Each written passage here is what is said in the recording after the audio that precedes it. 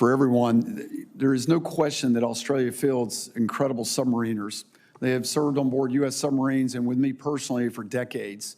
I'm personal friends with the Chief of Staff of the Navy there, Mark Hammond, and he and I are good friends for a long time. So the question of Australia's ability to conduct undersea warfare is not in question by me, I think, or anyone. But as you know, the delivery pace is not where it needs to be to make good on the Pillar 1 of the AUKUS agreement, which is currently under review by our Defense Department.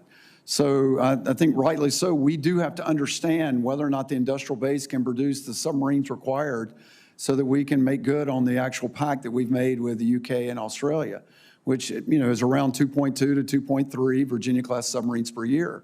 That's going to require a transformational improvement, not a 10% improvement, not a 20%, a 100% improvement.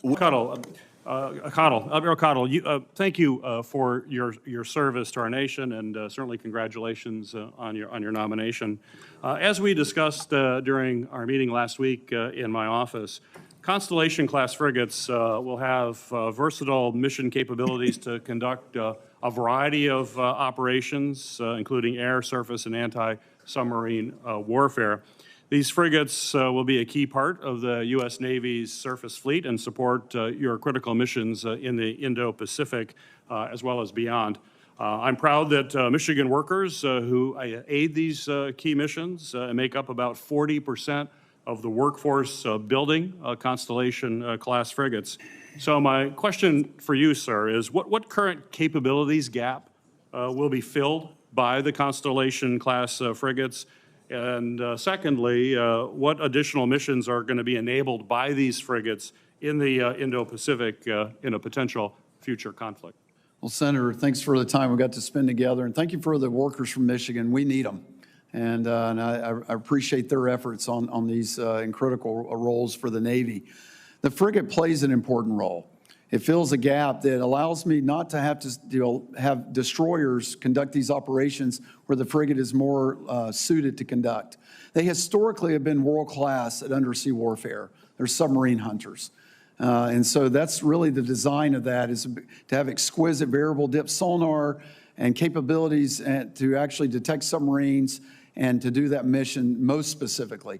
But they also will have a great radar system, a combat system, and can actually be more vertical launch cells to add mass and effects to get after the very question that Senator Rounds asked about the actual capacity I need for multi-front conflicts going forward. So they add mass to the Navy in a very important way. So the small combat ship, the frigate, is a vital role in the capability it brings.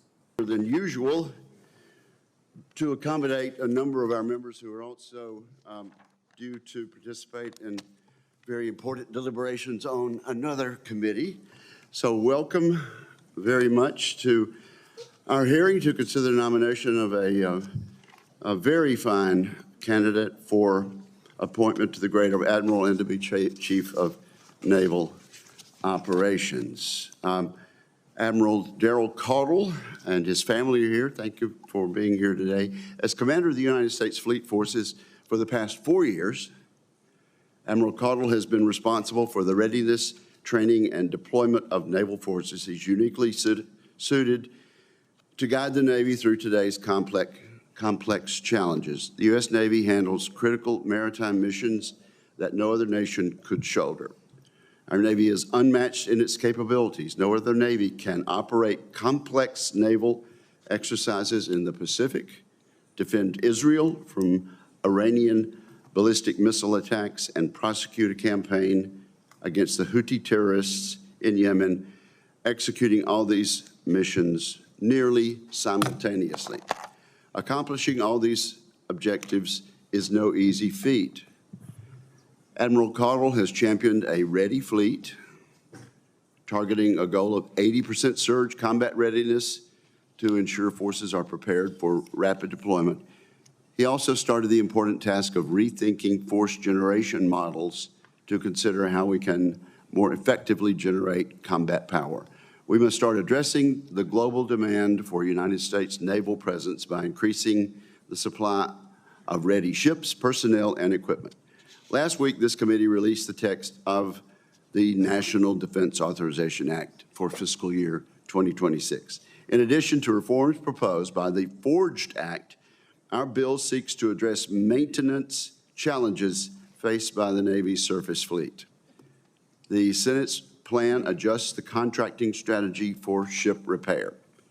We would like to see the Navy give a clear demand signal to each shipyard and bring them into the planning process much earlier. Additionally, we proposed authorities that are meant to reverse the inefficiencies in current processes by empowering the fleet to oversee maintenance. I would like to hear from our witness about these reforms and his strategies for boosting readiness to meet global demands. The committee's NDAA would help correct serious deficiencies in the Navy's budget by proposing additional support for the service. Billions of dollars are misaligned between the Navy's budget request and the recently enacted reconciliation law. If confirmed, Admiral Caudle must navigate these fiscal realities in order to keep readiness and modernization on track. I'm hopeful that Congress will unite to raise the defense top line, closing these gaps to ensure our Navy remains the world's preeminent maritime force. Fortunately, the reconciliation law gives the Navy a transformative opportunity. It includes $18 billion for shipbuilding, $5 billion for unmanned systems, $5 billion for rebuilding the maritime industrial base, $5 billion for munitions and missiles, and $2 billion for ship spare parts. These investments are necessary, but they are no substitute for good management. And we're going to be expecting that from our nominee. Leadership starts at the top, and I hope our nominee and Secretary Phelan will build an immediate partnership. The next Chief of Naval Operations will lead our Navy into the most dangerous threat window our country has faced in generations. Let me quote Admiral Hyman Rickover. In everything we do, we must ask ourselves, does this directly advance our preparation for war? We all seek peace, but the surest path to preserving peace is by building unmatched strength. I look forward to hearing from our witness on how he will strengthen our Navy to meet the challenges we need. And with that, I turn to my friend and teammate, Ranking Member Reed. Well, thank you very much, Mr. Chairman. Admiral Caudle, welcome, and congratulations on your nomination. It's well-deserved. Thank you for stepping forward to continue a long career of service to the nation and the Navy, and let me extend my appreciation to your family, too, because they've been with you every step of the way. Admiral, you've been nominated to be Chief of Naval Operations, and I believe it's important to start by acknowledging the unusual conditions around your nomination. In February, President Trump abruptly dismissed Admiral Lisa Franchetti, who was not even halfway through her tenure as Chief of Naval Operations, and gave no stated reason for the dismissal. Let me take a moment to salute Admiral Franchetti, who served this nation with distinction and honor for more than 4 days and led the Navy with great skill. The committee then waited 5 months for your nomination and this hearing, and during that time, Admiral James Kilby worked tirelessly to cover the duties of both the acting Chief of Naval Operations and the Vice Chief. And I want to commend Admiral Kilby for his commitment and admirable performance. But the question remains as to whether the actions of the administration have and will continue to have an effect of undermining the ability of naval leaders to do their jobs. I hope, in fact, that will be the case. They will do their jobs. Admiral Caudle, I think we're all glad to consider your nomination today. You have a wealth of experience to bring to this role, including your current position as Commander of Fleet Forces Command and prior leadership assignments in Strategic Command, and importantly, as a submariner. The U.S. Navy remains the finest maritime force in the world, but it has struggled to grow and maintain its fleet. For several years, the service has fallen well short of its shipbuilding and deployment plans. The number of vessels, including an aircraft carrier and multiple destroyers and frigates, are behind schedule, in some cases by several years. And I would also note that the Virginia-class fast attack submarines and Columbia-class ballistic missile submarines which are critical for maintaining our undersea advantage and nuclear deterrent against competitors like China, are both facing construction delays of over a year. I'm also concerned that deferred ship maintenance, reduced steaming and flying hours, and canceled training may have created readiness problems within the Navy. And I will ask going forward for your views on these challenges. I would note that the United States' greatest comparative advantage over China is our global network of allies and partners. The agreement between Australia and the United Kingdom and the United States to collaborate on nuclear submarine production through the AUKUS partnership is a meaningful step forward. Successful implementation of this plan will require responsible oversight and a stable industrial base. And Admiral, I hope you will share your views on what we have the capacity to produce now and in the future, and how we can provide the budget and resources to match the demand. Finally, your highest priority must be ensuring the readiness of your sailors to perform their missions. In recent years, the Navy has struggled with quality of life and morale challenges within the force. If confirmed, you will be expected to support a culture of leadership, trust, and teamwork throughout the fleet, and to champion the care and well-being of our sailors and their families. And Admiral, I would ask that you share how you plan to carry out these responsibilities. Thank you again for your willingness to step forward to lead the Navy at this important time, and I look forward to your testimony. And again, thank you, Mr. Chairman. Thank you very much, Ranking Member Reed. Now, Admiral Caudle, we ask you for your opening statement. Well, thank you, Chairman Wicker, Ranking Member Reed, and distinguished members of the committee. It is truly an honor to appear before you today. I'm deeply grateful for the confidence of the President, the Secretary of Defense, and the Secretary of the Navy in nominating me to be the next Chief of Naval Operations. I view this nomination as a solemn opportunity to ensure our nation's maritime dominance is never surpassed by competitors or adversaries.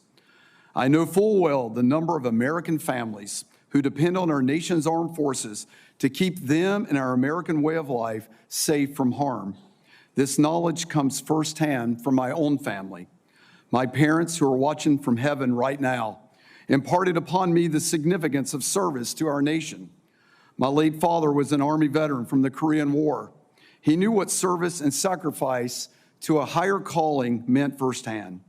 Like so many Americans who served their country, his infectious pride from his time in service made clear the honor and fidelity that comes with wearing the cloth of our nation.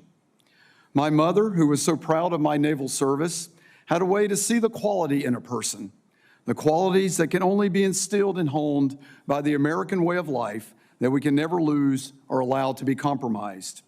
I'm forever proud and grateful for the unwavering love and support of my 4 daughters and their husbands. Jillian and Luke, he's a Marine Corps officer at Cherry Point, North Carolina. Morgan and Jordan, he's a Navy sailor on board the USS Mason down in Mayport, Florida. Noelle and Billy down in Charleston, South Carolina. And here with me today, Haley and her boyfriend, Grant, from Portsmouth, New Hampshire. My wife, Donna, behind me, who is also here today, has been by my side for the last 21 years, not only providing continual support to me and our own family, but also embodying a steadfast dedication for improving the quality of life, readiness, and resiliency for all Navy families. She knows, like me, that our sailors are the Navy's most enduring competitive advantage, and that a stronger Navy means a more effective Navy fleet. We are both kept young and motivated by our incredible 5 grandchildren who are truly the game changers in our life. Our country and its citizens are in the midst of a crucial era, defined by global competition and technological saturation and unpredictable threats that challenge our American dream. Within this context, our Navy finds itself central to what will likely be the most important chapter in the 250-year history of the incredible story that defines American naval dominance. Years of shrinking fleet size and diminished shipbuilding capacity and on-time repair delivery execution have manifested themselves as persistent challenges, persistently masked by unquestioned naval supremacy throughout the last 3 decades. As China continues to grow its naval strength and the potential for peer naval conflict grows at a steady pace each passing day, The veil is slowly lifting on the impacts of poor choices made decades ago, which leveraged a perceived myopic peace dividend and now pressurizes and oversubscribes our decision space for the choices we face today. These choices will similarly ripple into our future with impacts that could, without intervention, shape the future design and overmatch of our great Navy. Our maritime fighting forces must continue to be lethal, resilient, agile, and globally present, capable of deterring conflict and, when called upon, achieving decisive victory, delivering peace through strength derived from our credible and persistent combat power from the sea. We must be on an enduring path to deter and defeat threats far into the future, but we must also be ready now to fight tonight if called upon. This duality of urgency, being ready both today and tomorrow, means we cannot choose one at the sacrifice of the other. The protection and prosperity owed to American people demands both, seamlessly integrated, realistically affordable, and highly effective. To achieve this, if confirmed, I will relentlessly pursue full spectrum readiness, modernizing our fleet's capability, scaling readiness capacity, and aggressively forging our resilient and resourceful sailors who bring all that combat power to life. I also plan to deepen integration across all domains, from sea, air, cyberspace, and undersea like never before, massing effects from multiple vectors, platforms, and environments, seamlessly integrating these effects with the joint force along with our allies and partners. To outpace our adversaries, we must lead-turn them with thoughtful approaches to warfare, harnessing innovation to take longer strides at a faster pace, relying on the ingenuity, skill, and brilliance of the American workforce and the reimagined industrial base. By leveraging modern, modular, and scalable platforms, investing in human capital and warfighting excellence, and integrating capabilities across all domains, my sights are locked in on a Navy that is not only lethal and survivable, but also adaptable and sustainable, ready to fight and win for decades to come, securing freedom of navigation and projecting power where and when it matters most. I'm truly honored for the opportunity to continue to serve in the world's most powerful Navy. I look forward to the opportunity to work closely with this committee and with our nation's elected congressional leadership. I'm grateful for your time today, and with your consideration of my nomination, I look forward to your questions. Thank you. Thank you very much, Admiral Caudle. And let me just point out that a number of our members are being excused to go to an Appropriations Committee markup. So we will continue to work with them and get a number of questions in. Thank you, Admiral, for your very powerful statement. I agree with it wholeheartedly. We have some standard questions that we ask of all military nominees, and I will ask them now. Simply keep your microphone on and answer yes or no. To exercise its legislative and oversight responsibilities, it is important that this committee and other appropriate committees of the Congress be able to receive testimony, briefings, and other communications of information. Have you adhered to applicable laws and regulations governing conflicts of interest? Yes. Do you agree when asked to give your personal views, even if those views differ from the administration in power? Yes. Have you assumed any duties or undertaken any actions which would appear to presume the outcome of the confirmation process? No. Will you ensure your staff complies with deadlines established for requested communications, including questions for the record in hearings? Yes. Even this hearing, perhaps. Will you cooperate in providing witnesses and briefers in response to congressional requests? Yes. Will those witnesses be protected from reprisal for their testimony or briefings? Yes. Do you agree, if confirmed, to appear and testify upon request before this committee? Yes. Do you agree to provide documents, including copies of electronic forms of communication, in a timely manner when requested by a duly constituted committee, or to consult with the committee regarding the basis for any good faith delay or denial in providing such documents? Yes, Chairman. And then let me ask a question which we have asked of all of our nominees this year. Much of the funding in the Defense Reconciliation Bill is unspecific in the Reconciliation Bill because of our rules, and will technically be at the discretion of DOD, though we have provided recommendations for them. A quick yes or no, Admiral, do you commit to follow the Congress's spending recommendations in defense reconciliation unequivocally? Yes. Thank you very much. And now let me, I noticed you mentioned manpower, and I appreciate that. On recruiting, there's some talk that we might, in addition, in attempting to get our numbers up, we have lowered standards. How do you plan to ensure the service does not become reliant on permanently lowered standards? Senator, first, let me just say thank you for the time we got to spend together in our various meetings recently, and that you quoted Hyman Rickover in your opening. And I think part of my goal is to carry his principles into this job if confirmed. And so standards are at the heart of his philosophy and, of course, mine as a career-long submarine officer.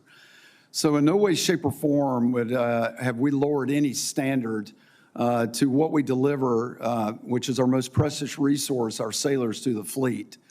And so to meet recruiting obligations, there have been changes to policy in the last several years that what I would characterize as increasing access to our Navy and utilization of our future sailor preparation course and how we leverage that to ensure that they enter boot camp at the highest levels, coupled with their AFQT scores, I think has in no way lowered the standard. And then at the end of the day, all sailors that graduate from boot camp meet the rigorous standards of that course to the letter.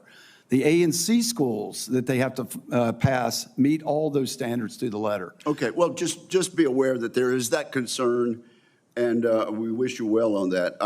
I've served as a junior member of this committee for a long time, and then as chair of Sea Power and ranking member of Sea Power.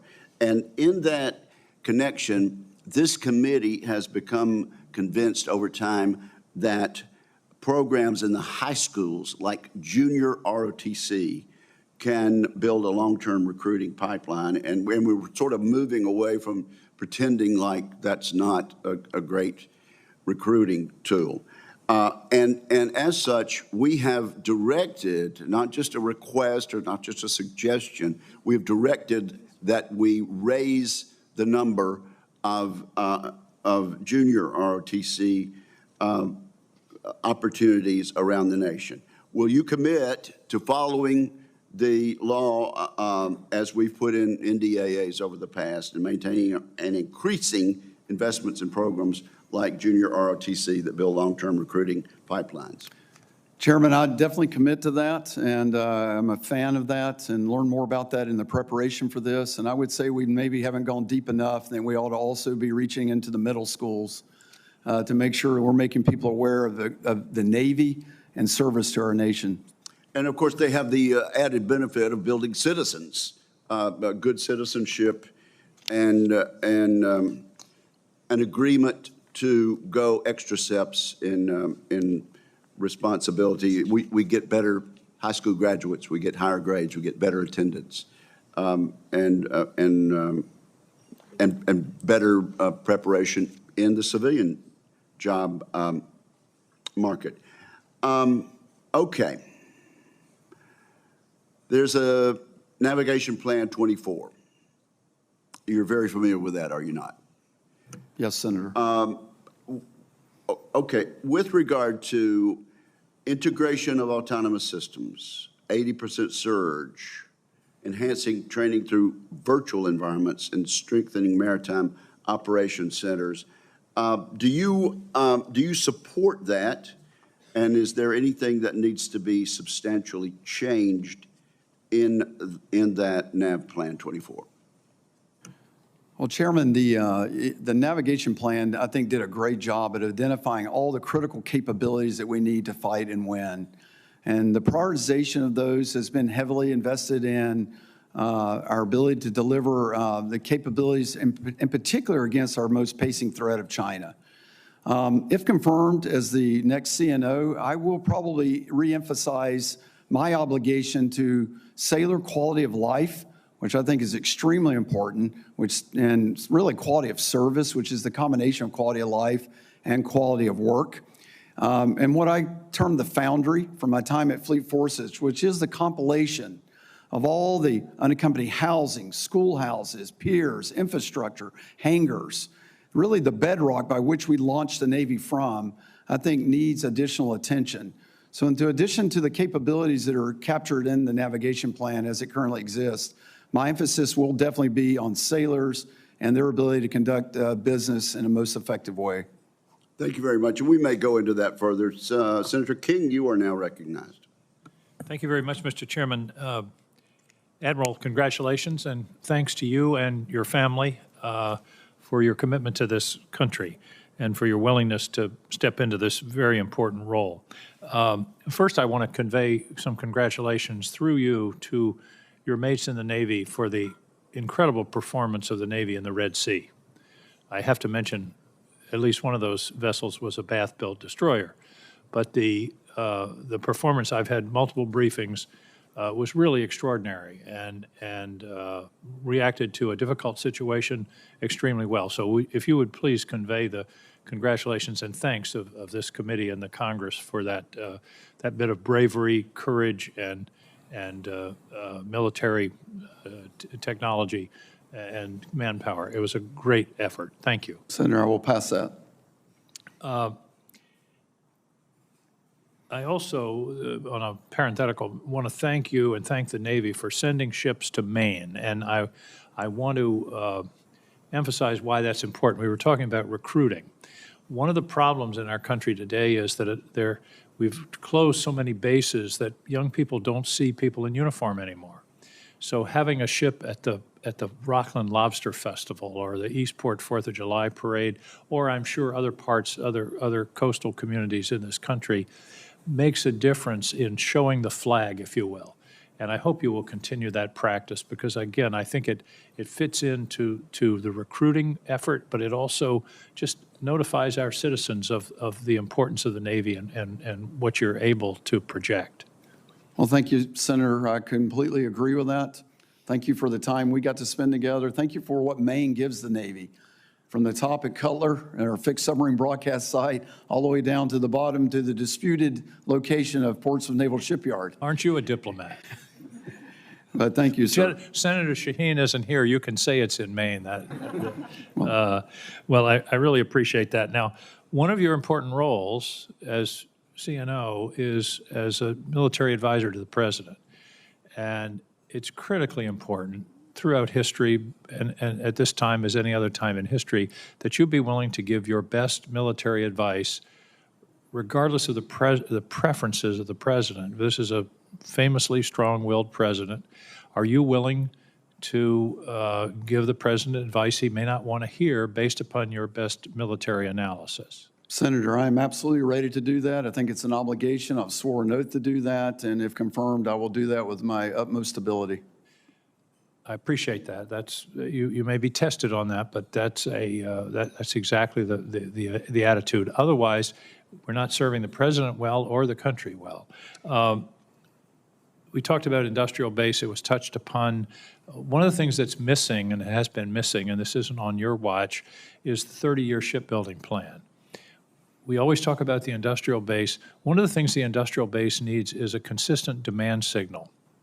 And part of that is a 30-year shipbuilding plan that says to the private sector, here are the ships we're planning to build, here's the schedule, here's what we're looking for in terms of the modern Navy.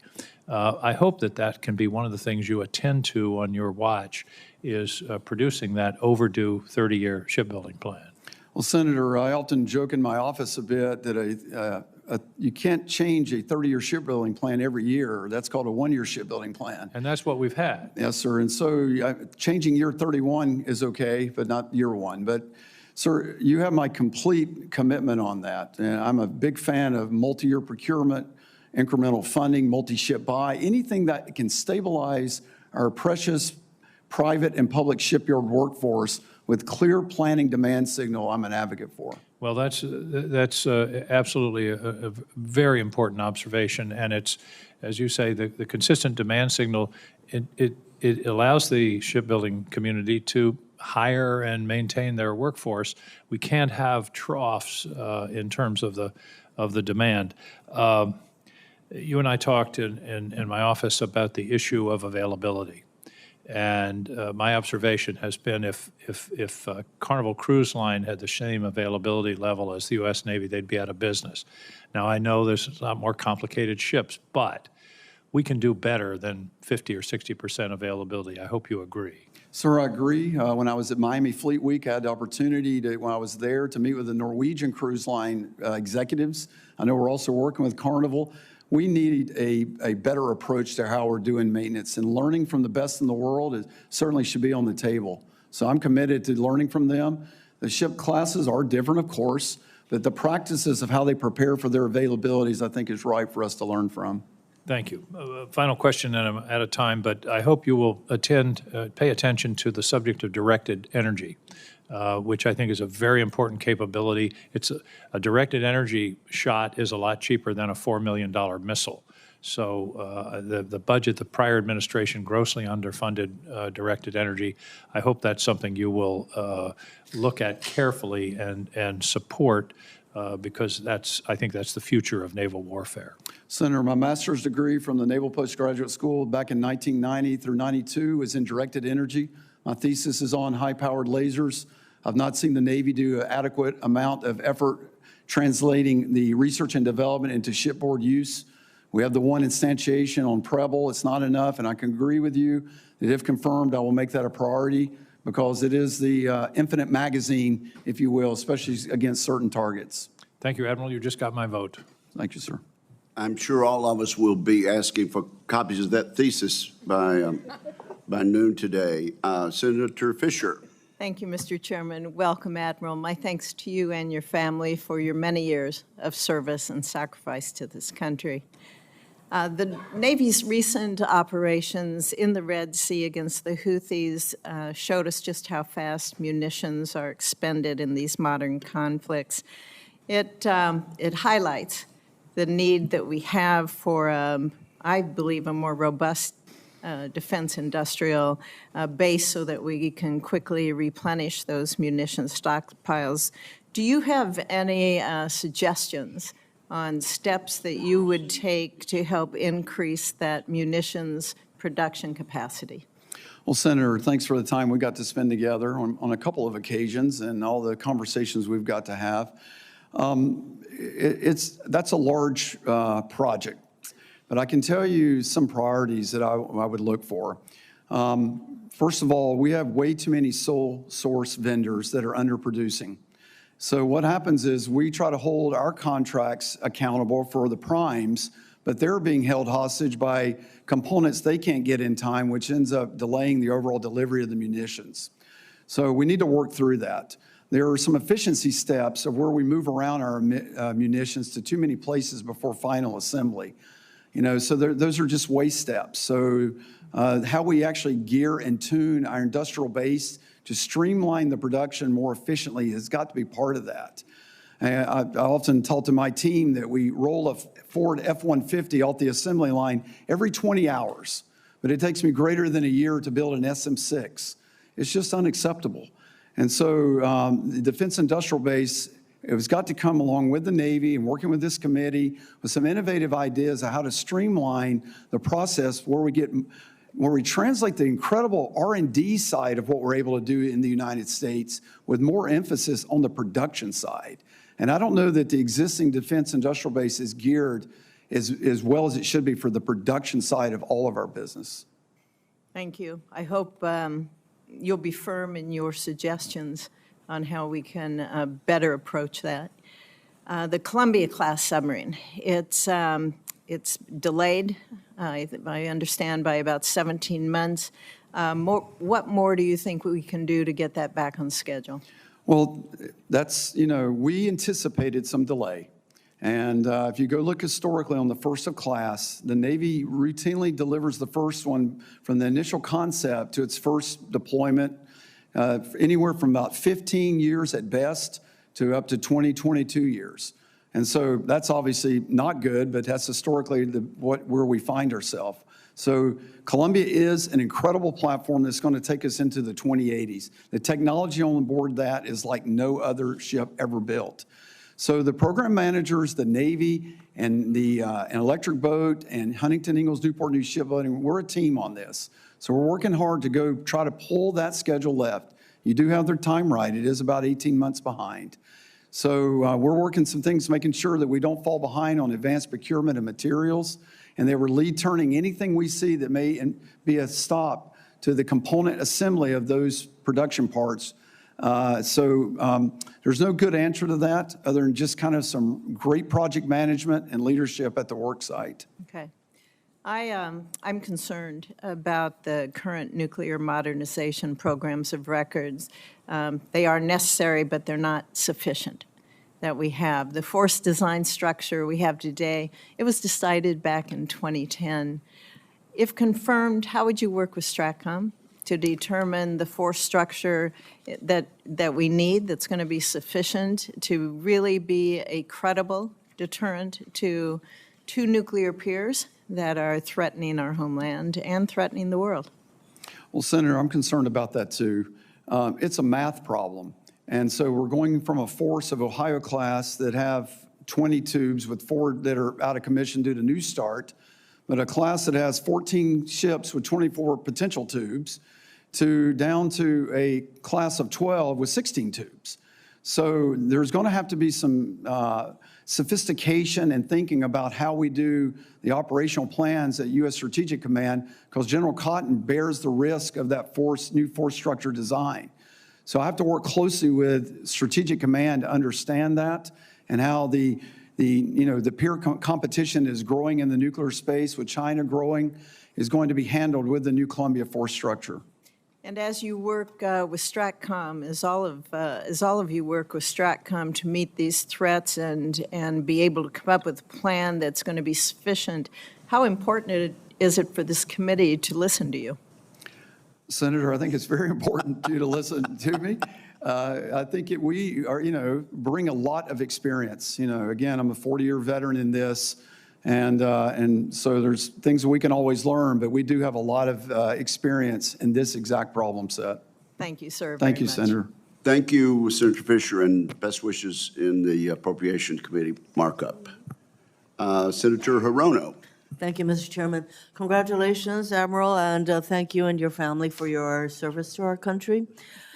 To determine or to ensure the fitness to serve of the nominees who come before any of my committees, I ask the following 2 initial questions, which I will ask of you. Since you became a legal adult, have you ever made unwanted requests for sexual favors or committed any verbal or physical harassment or assault of a sexual nature? No, Senator. Have you ever faced discipline or entered into a settlement related to this kind of conduct? No, Senator.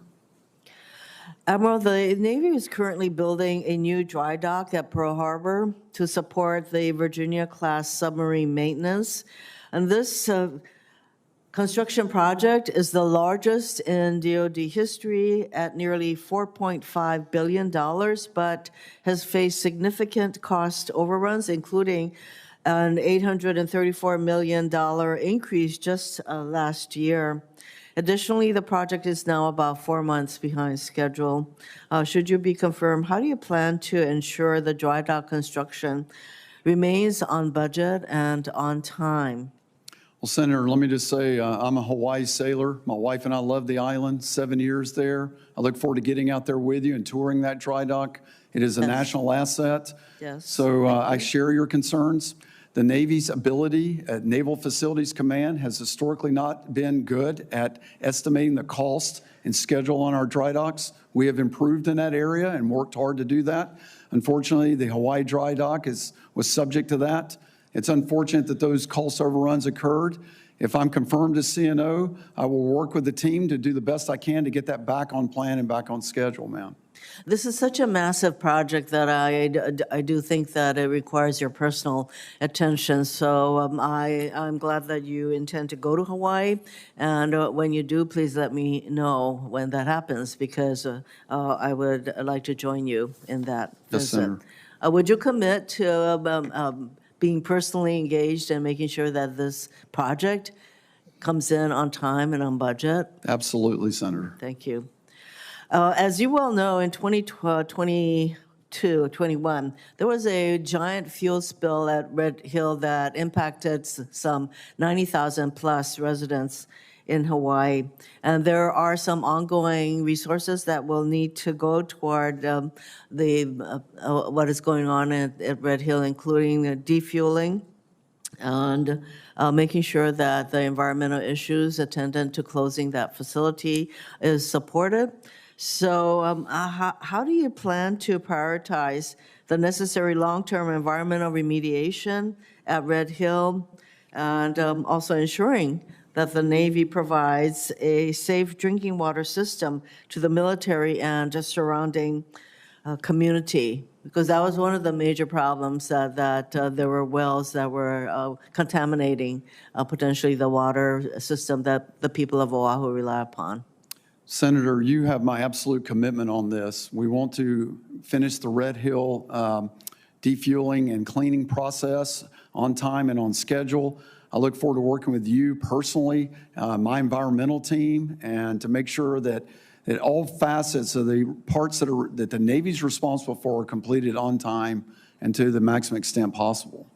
And I think you probably understand that the DOD is engaged in very important lease negotiations in Hawaii to enable mainly our Army and Marine forces to be able to train on the Big Island, and that the entire incident involving Red Hill led to a lot of uncertainty and questions from the people of Hawaii as to the military's engagement in Hawaii. And so it is very important to engage with the community, and I would like to have your commitment that you will prioritize that kind of sensitivity toward making sure that we do not, that the military does not continue to raise issues as to whether or not we can count on the military to do what is right. Senator, you have my commitment to that. I have some other questions for the record, but let me get to one that I hope will be a very easy yes. As you know, the United States has not ratified our commitment or our participation in UNCLOS, and especially as what is going on with Russia, et cetera. You have had, there have been your predecessors who have said that supporting U.S. accession to UNCLOS would be a good thing. Do you agree? Senator, I agree from the Navy perspective that the provisions in UNCLOS from a maritime piece, my equities are captured by that. It is my understanding, and I'm not steeped in this, that the lack of ratification of that deals more with, at-sea mining and some of the definitions and possible constraints that UNCLOS could have on our ability to do what we need as a nation. It's outside my lane. I would say that it's about time that we ratified our participation in UNCLOS, especially with what is going on with, as I mentioned, Russia and China's activities. Thank you very much, Mr. Chairman. Thank you, Senator Hirono. Senator Scott. Sure. Thank you, Chairman. Admiral, you got the right background. You're going to do an outstanding job. And I want to thank you for your years of service, and I want to thank your family for their sacrifice and their commitment to you. I think you're going to be doing an outstanding job. You are doing a fixer-upper. You got a lot of work to do. As a enlisted guy that joined after high school, I hope you remember all those young men and women that come right out of high school and have real core beliefs in our military and the opportunity they have, and hope you'll treat them with respect and help them give the opportunities that I had when I was in the Navy. Yes, sir. So. I've been up here 6.5 years. The federal government, in my opinion, has had unbelievable lack of accountability. I'll just give you one at the Navy. The new destroyer, the DDG-125, was commissioned in October 2023, and yet it can't be deployed until at least 2028 because it has a radar that needs to be tested. It didn't seem to make much sense. So why, do you have any idea why the Navy would build a ship and not test the radar on the ship before commissioning it? Senator, I share your frustration with that trend. I've seen it far too often. We're in the shipyard for years. We come out and immediately have to go across the pier and get into a modernization period to actually go get modernized before I actually deliver. I want to work very closely, if I'm confirmed, with our program offices on fixing that. The integration of all the systems, the timely delivery of all that, and the turnkey ability for that ship, once it's ready to be handed over to me, needs to tighten up. And if I'm confirmed, I'll work hard to try to assuage the problem that you've just described with the AUKUS. So do you think that that you will have the authority to hold people accountable, both the people in the military, the people, the civilian workforce, and the our suppliers? Because it seems like it's all three. We haven't held, our military leaders accountable, the people that work, the civilians, or, these suppliers, give me a break. If I'm a business guy, if this still happened to me, somebody would not be there. I'd say, you're really nice, but you're not going to work here. Senators, you and I discussed in our office call, the holding of military program managers accountable, I've struggled with in my career. We have a very clear mechanism for operational commanders. It's not so clear with program managers. These are complex programs, multi-billion-dollar programs. I know the Secretary of the Navy and I have discussed better ways to actually ensure outcomes are happening in our programs and accountability and measuring the performance of people better that do that type of work. On the industry side, it goes to my opening a bit about sole source. When I find myself in monopolistic type of environments, the contracting strategy that I can get to utilize to do any type of accountability and incentives is challenging, but it's not insurmountable, and I do think we need to improve there, sir. Yeah. Well, in business, my goal was don't deal with monopolists. I remember somebody told me I had to do business with them. I said, well, if I do, I will, but I figured out how not to do business with them. And so I saw them about 6 months later, and he told his wife he's why we didn't make our numbers last quarter, because we moved so much business. So if at the end of your time in this role, what will be you'll say I succeeded or failed? What's your true north? Well, I think you would see a Navy that's got a ship count that's climbing commensurate with a 4-year assignment, where we're on pace with the delivery, meeting the contractual delivery dates and not over by 1 or 2 years as we currently experience. You'd see the gaps at sea on our ships have gone to zero. You see the munition floor requirements that we have completely met. So you can't win a war without munitions. You'd see the backlog of supply parts that we use typically as a bill payer frequently at the end of year, re-zeroed out so the lockers on board our ships are filled with the repair parts they need, and that the world-class training that our sailors deserve is just firing on all cylinders. So if I can accomplish those things at the end of this assignment, if I'm confirmed, I'd be pretty happy. You're going to do a great job. Congratulations. Thank you, sir. We would be exceedingly happy. Senator Kane. Thank you, Mr. Chair. Admiral Caudle, good to see you again. And Senator Scott talked about at the beginning about just please respect the sailors. And I just want to share with my colleagues, Admiral Caudle and I have worked pretty closely together on a very thorny problem, which is we had 2 clusters of suicides among sailors in Hampton Roads. A number of sailors connected with this long refueling of the GW where they were, in dock in a kind of a pointless waiting for Godot situation. And then also a number of sailors who were assigned to limited duty status at the Mid-Atlantic Regional Maintenance Center. And I just want to share with my colleagues, along with everything else he was doing to make sure we could win battles, and I'm going to ask about that in a second, Admiral Caudle really, really took this very seriously and made a number of changes in both of these units and more generally throughout the Navy that I think demonstrates a real focus on the success of each individual sailor. And I just want to thank you for that, Admiral Caudle. With respect to winning battles, I don't think you've gotten enough credit. I don't think the Navy has gotten enough credit for the work in the Red Sea, and I know my colleague, Senator King, just brought that up. we've been getting a lot of briefings about the work in the Red Sea against the Houthis, keeping shipping lanes open for global commerce, et cetera. A lot of those briefings have been in classified settings, and I'm not sure the public has fully understood the degree of danger that the Navy has been under, the daily assaults and attacks that the Navy has been under, and that essentially, you know, you've kind of been 1,000% during this. Talk a little bit about the success of the Navy in these operations and lessons learned going forward. Well, Senator, thanks for all the time you afford me and our partnership in Hampton Roads area. It's crucial, as you know, that industrial base there and what it brings to Virginia. So thank you for that. And thank you for the acknowledgement of the sailors and strike groups and destroyers and submarines that have been part of those operations. Let me just highlight real quick just the importance of the heroes on board these ships. And those are the real weapon system. It's the sailors on board. Their training, you can go watch any of these crews that are in these combat centers and the way they are mining their panels in a very complex environment and defending the carrier strike group so it can conduct its operations.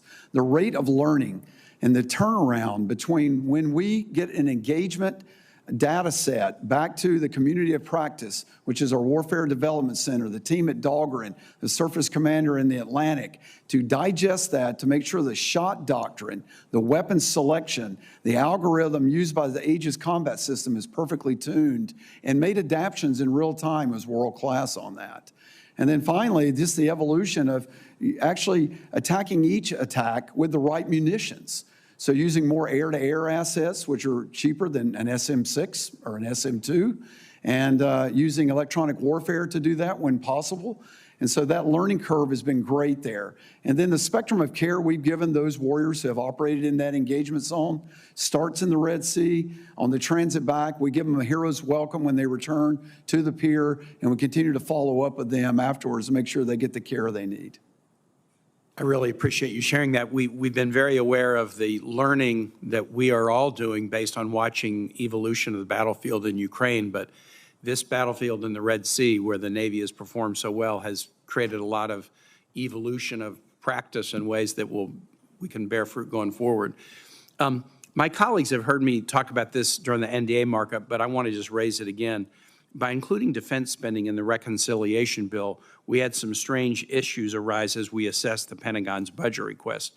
The example was the Pentagon made assumptions about how much money the reconciliation bill would have for Virginia-class subs, but that turned out to be off by $2 billion. We fixed a significant portion of that deficit. The chairman was key to that. There still remains a gap.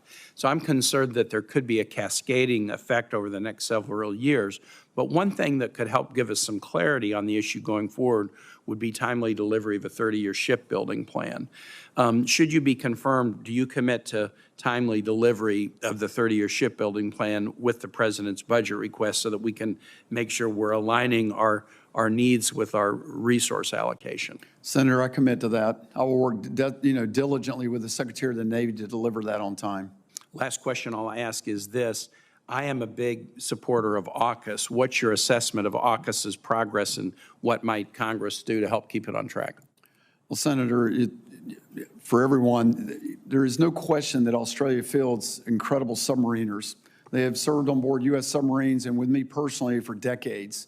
I'm personal friends with the Chief of Staff of the Navy there, Mark Hammond, and he and I are good friends for a long time. So the question of Australia's ability to conduct undersea warfare is not in question by me, I think, or anyone. But as you know, the delivery pace is not where it needs to be to make good on the Pillar 1 of the AUKUS agreement, which is currently under review by our Defense Department. So I think rightly so, we do have to understand whether or not the industrial base can produce the submarines required so that we can make good on the actual pact that we've made with the UK and Australia, which is around 2.2 to 2.3 Virginia-class submarines per year.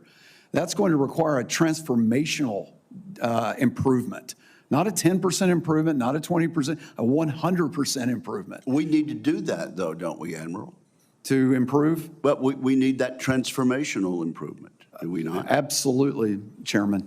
Absolutely. We need a transformational improvement and the ability to deliver twice the capacity that we're currently delivering.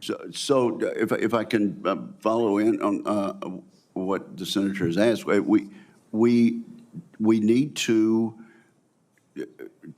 quickly and resolutely get to where we need to be to fulfill our Pillar 1 obligations and move on to Pillar 2. Is that your assessment?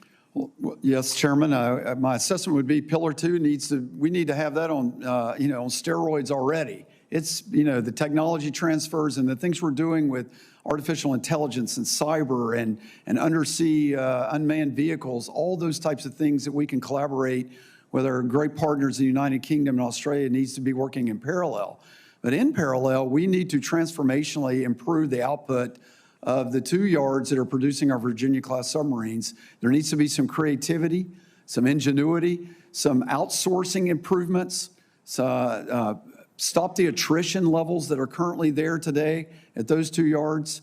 And so we need an all-hands-on-deck approach to this to get to the 2.3 submarines per year. Do you commit to doing that?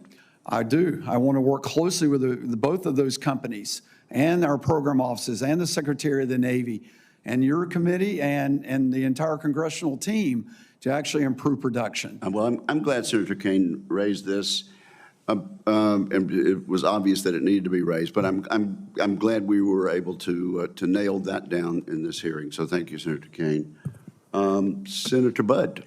Thank you, Mr. Chairman. Admiral, it's great to see you. I enjoyed our conversation a week or so ago. It's great to see a North Carolinian here, even so much. We got a great 100 counties, but I think we even share roots in Forsyth County. So it's great to see you, and congrats on your nomination. Glad to see your family and supporters here as well. You've said, Admiral, that many other Navy leaders have talked about rebuilding and boosting production of our Navy fleet. It's a decade-plus endeavor. And my concern is that our adversaries, they're not going to wait for that decade. They're going to try to outpace us. And I'm also concerned that the next conflict's not going to look like what we're building towards. It might include it, but it's also more than that. So, Admiral, what steps will you take to invest in unmanned systems, whether that's aerial, surface, underwater, and how do you see them used for projecting power? Well, Senator, thanks, and it's great to have a North Carolinian here with me, and I appreciate the time we got to spend in our office call. There is no question that unmanned robotic autonomous systems will be part of any modern warfare going forward. The learning that we've had from the Russia-Ukraine, we see it in spades, we see it from the Israel conflicts. We're all learning from this. Everyone is, including our adversaries. So we have to pace that. So there has to be robust investments in robotic autonomous unmanned systems. There has to be good, clean command and control. There has to be good concepts of operations. There has to be good ideas on how we're going to deliver those capabilities so they're not just PowerPoint deep. There's got to be good sustainment. And if we're going to make things actually call them attritable, they really need to be attritable. It's not in our nature in the Navy to really treat things attritable. And so we can spend money that maybe is not necessary in that area where we need to just be able to get a paradigm shift on how we treat those.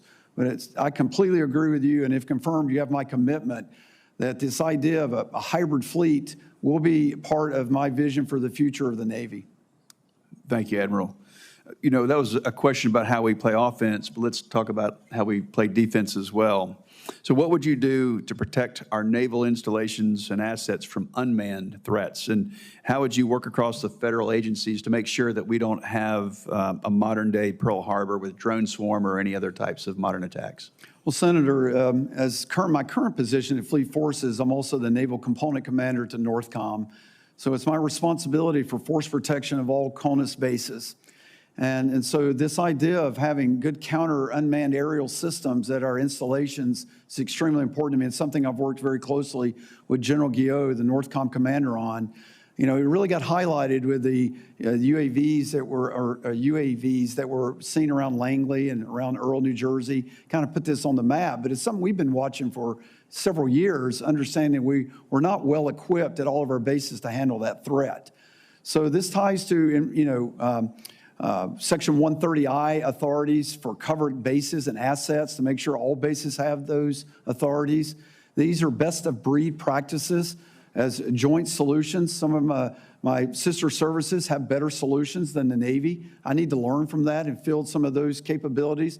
But at the heart of that, sir, is good common operational picture so the base commander can see the environment and a range of ways to actually approach countering attacks that they may encounter from UAVs. And that has to be non-lethal and lethal effects.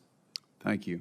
So if confirmed, Admiral, how would you direct the Navy's acquisition system, if it's buying systems like you just talked about or anything else you have in mind or that we need, how would you do that to cut red tape, streamline contracting, and speed up delivery of these critical systems? I know we've talked about that, but drill down, if you would, to the first 90 days, how you'd want to get after this. Well, I need to get smarter on the impediments that currently exist in law. You know, as an operational commander for most of my career, I've been, I'll call it somewhat of a victim of it and not necessarily a person that's, been able to, take charge on it. But now I find myself, if confirmed, being in a position to do that. I know there's a lot of red tape. I know there's a lot of antiquated laws. I know there's a lot of acquisition process that needs to be streamlined. I know there's authorities that need to be pushed down with better delegation, commercial solution offerings and agreements that we need to leverage to actually get these capabilities faster and more effectively to our warfighters. And then a quick ability to actually test, field, experiment, and get this out in the actual deployment cycle so we're actually getting the entire Navy's hands-on approach to actually operating these systems more effectively. Thank you. Any thoughts on working with international partners for maintenance and repair for our Navy fleet? Senator, I think this is the state of our maintenance and shipbuilding and other areas of the like is a 100% all hands on deck.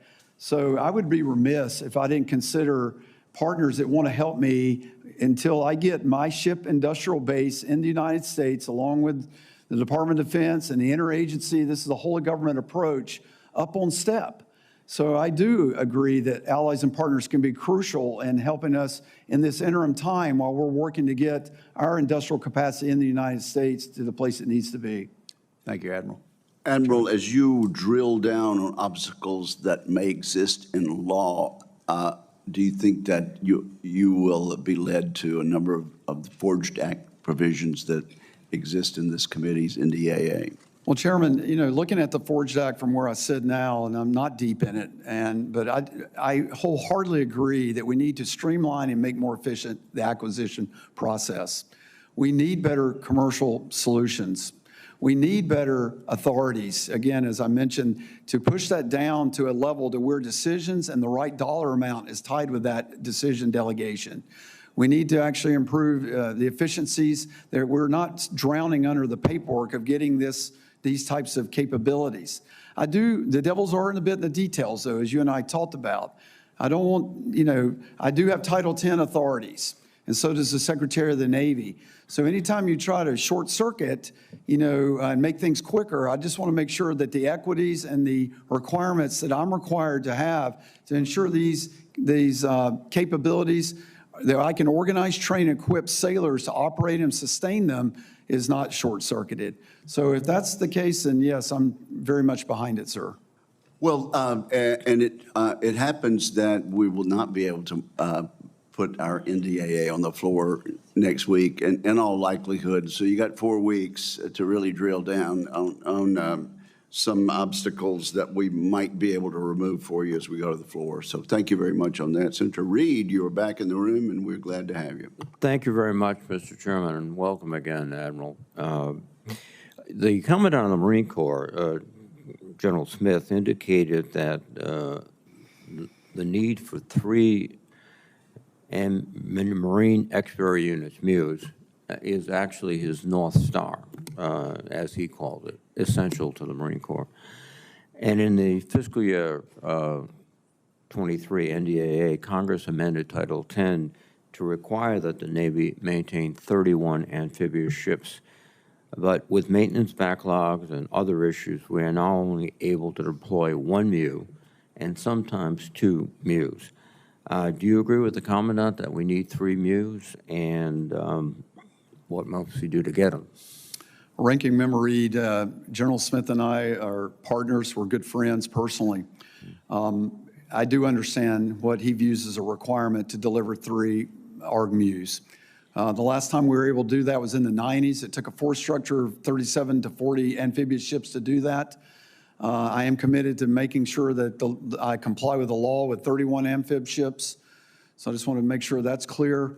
So 31 is with our model that we currently have, even if the maintenance challenges that I can discuss with our amphib readiness were not in play, a 3.0 ARG-MU presence would not be capable with a 31 ship force structure, with a 4 to 5 to make 100% of the time. So I do look at that as a goal. And I'm committed to working with him to deliver the most combat power that force can deliver while I'm getting the readiness of those units improved, which it desperately needs, which means adopting a lot of the best practices that we do with other ships that, quite frankly, we've not applied to the amphibious force until late. Well, thank you, sir. One of the great challenges before us, particularly in the Indo-PACOM area, is contested logistics. We've been operating, frankly, since World War II with air superiority and the ability to move supplies anywhere we want. We won't have that if there's a conflict in the Pacific. And as Napoleon reminded us, an army moves on its stomach, and I think the Navy moves a little bit on its stomach also. What capabilities will you need, and what can you do to ensure that we can get the ammo and the support we need to our troops? Well, Senator, this is one of the, if not one of the most complex problems that the Indo-Pacific Commander has and the PAC Fleet Commander has, is to rearm, resupply, repair, replenish our units that are conducting high-end warfare in a very contested environment. A lot of energy and focus and experimentation and wargaming has gone to this. Command structures are being built to actually command and control it effectively. But at the heart of it is going to have to take a healthy combat logistics force. Okay, so I've got work to do there, if confirmed as CNO, to deliver the combat logistics force that the Pacific Force Commander needs. Everyone is subject to targeting in a theater, and so all the efforts that we're doing for counter-targeting to make our units resilient so that they are not under a target, being examined as a target, it's got to be part of that.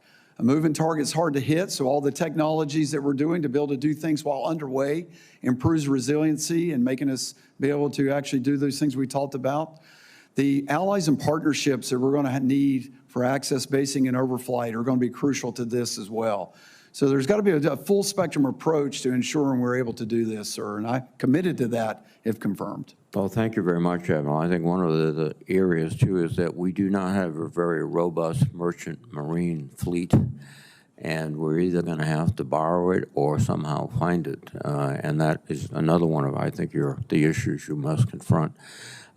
Just quickly, a comment, cyber, we're having a difficult time in every service to both train effective cyber operators and, more importantly, retain them. And I hope that's something that you will look into very closely and see if we can enhance both the training and the retention of these personnel. Well, Ranking Member Reed, cyber is an incredibly aspect of modern warfare.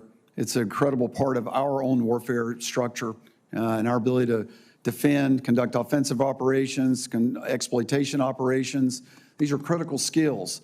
The teams that we build for U.S. Cyber Command, the Navy has not filled all the requirement. We have definitely improved. We've created ratings, like our MOS is essentially for the Navy, and designators for officers to improve that. But the attrition of those forces, because they're so highly trained, are in high demand from everyone. And so there's a model there that I need to understand better to make sure that I can actually pull this off, working with the Joint Force to make sure that we can deliver what we need as a service in this critical domain. And I'm committed, if confirmed, to doing that, sir. Thank you very much, sir. Thank you, Mr. Chairman. Thank you, Senator Reed. Senator Rounds. Thank you, Mr. Chairman. Admiral, first of all, thank you for your service to our country. Thank you to your family for their sacrifice as well. Let's talk spectrum. We did in my office. I want to get it on the record. This committee would be disappointed if I didn't follow this line at some point. I've heard from over 30 senior DoD officials in hearings over the last 2 years, including every service chief and 8 combatant commanders, that vacating the 3.1 to 3.45 gigahertz band of spectrum would have a significantly negative consequence for our warfighting capabilities. In fact, the Department of the Navy previously estimated that relocating your systems to a different spectrum band would cost them $250 billion. Both the Navy and the Marine Corps intend to make extensive use of capabilities which require the electromagnetic spectrum to function in the Western Pacific against China. Admiral, does the Navy have capabilities operating on the 3.1 to 3.45 gigahertz band and the 7 and 8 gigahertz bands of spectrum, which would be used in a conflict with China? Senator Rounds, thank you for this and for championing this for our time in the office. I appreciate you hammering it because it is so vital. All of my critical weapon systems, electronic warfare systems, communication systems, everything that I do pretty much to conduct high-end warfare operates in these bands. Asking me to maneuver outside of that, I'm not sure how we came up with the number 260. I would have probably given you infinity. And so it's just really, this is a 100-year project to go to retune the Navy's combat system to move outside that band. So I would implore anyone that's thinking about doing that to not do that and allow the Navy to actually operate in the bands you described, Senator. Thank you, sir. And I think the other question that I would ask is some people think that there's an easy way to simply just share the bands with commercial operations. Would you care to comment on that, sir? Well, Senator, what I found, and this is from my experience in my current role as U.S. Fleet Forces, is there's strict rules that the FAA and the FCC and others actually have in the sharing. And just with our certification events, Comp 2X we call it, composite training exercise to certify our strike groups for deployment, requires careful navigation in these frequency bands just to get the authority to do our training. So if I get constrained further to do that, I just think it'd have detrimental effects to our Navy, our ability to deliver combat-ready forces. Thank you, sir. Sir, we discussed in my office the likelihood of being engaged with multiple adversaries in multiple theaters at some point in the future. Most observers assess that our adversaries will seek to press their advantage in the event we are committed in another area, particularly given the increasingly close coordination between China, Russia, Iran, and North Korea. How can the Navy be better postured to maintain deterrence in multiple theaters? Well, Senator, let me just say first, we've only had regional conflicts since World War II because we have a nuclear deterrent. So there can be no chinks in that. So we want to make sure that if there is a conflict, that it doesn't go global. So we must continue to fund all legs of the strategic triad. That just goes without saying. The second part is we need the Navy the nation needs from the amount and capacity so that the presence and posture into the critical areas to squelch any opportunism is put at bay right away. We're not going to be able to do that alone, Senator. That's going to have to be with allies and partners. Partnerships and making sure NATO carries their weight, making sure partners in the Western Pacific carry their weight and are with us on this to give us the actual capacity we need if we're going to actually confront two peers. And so I think the partnerships are crucial to that as well. Thank you, sir. Admiral, the Navy's shipbuilding plans and the SIOP call for long-term investments to modernize fleet and sustain undersea deterrence. We've talked a lot about that already today. Let me ask you just a question. It's about time we start talking about how we fix the existing stuff we've got out there. Since 2017, I've asked about the USS Boise as an example. Los Angeles-class attack submarine. It's now been out of service, not even able to dive, I believe, since 2017 or 2018. Over 9, almost 10 years now, at least in that neighborhood, being out of service, setting in dock, waiting for its half-life to be completed. Is it time we just simply pull the plug on that one and start looking at other stuff? Well, Senator, you know, it's like a dagger in my heart as a submarine officer when you bring up Boise to me because it's an unacceptable story. But it's a story of where we walked away from a private capacity, our private yard's capacity to do in-service repair decades ago. And as a relief valve to an oversubscribed public yard, we decided to induct 3 ships into Huntington Ingalls and a couple in the last several years into electric boat. Because of the lack of investment in those areas, because we did walk away from that, I think both of those yards had some learning to do before they were able to get up on the step. And that learning has not been quick and it's not been effective. And without a clear demand signal of what unit's coming after Boise, I worry that effort won't be applied to Boise to get her completed. So working with the Secretary of the Navy, I want to take that on if I'm confirmed and look at that hard. The decision whether or not to actually walk away from Boise is a big one, and I want to make sure I clearly understand the trajectory and trends, but I hear you loud and clear, Senator, on how unacceptable it is, how long she's been in the yards. Thank you. Thank you, Mr. Chairman. Well, thank you, Senator Rounds, and Admiral, let's continue to have a dialogue about that so we can move to a decision. Senator Warren, I understand you are next, and you are willing to trade spaces with Senator Peters. Is that correct? Senator Peters, you are recognized. Well, thank you, Mr. Chairman, and thank you, Senator Warren, for that as well. Thank you. Admiral Caudle, thank you for your service to our nation, and certainly congratulations on your nomination. As we discussed during our meeting last week in my office, Constellation-class frigates will have versatile mission capabilities to conduct a variety of operations, including air, surface, and anti-submarine warfare. These frigates will be a key part of the U.S. Navy's surface fleet and support your critical missions in the Indo-Pacific as well as beyond. I'm proud that Michigan workers who aid these key missions make up about 40% of the workforce building Constellation-class frigates. So my question for you, sir, is what current capabilities gap will be filled by the Constellation-class frigates? And secondly, what additional missions are going to be enabled by these frigates in the Indo-Pacific in a potential future conflict? Well, Senator, thanks for the time we got to spend together, and thank you for the workers from Michigan. We need them. And I appreciate their efforts on these critical roles for the Navy. The frigate plays an important role. It fills a gap that allows me not to have to have destroyers conduct these operations where the frigate is more suited to conduct. They historically have been world-class at undersea warfare. They're submarine hunters. And so that's really the design of that, is to have exquisite variable depth sonar and capabilities to actually detect submarines and to do that mission most specifically.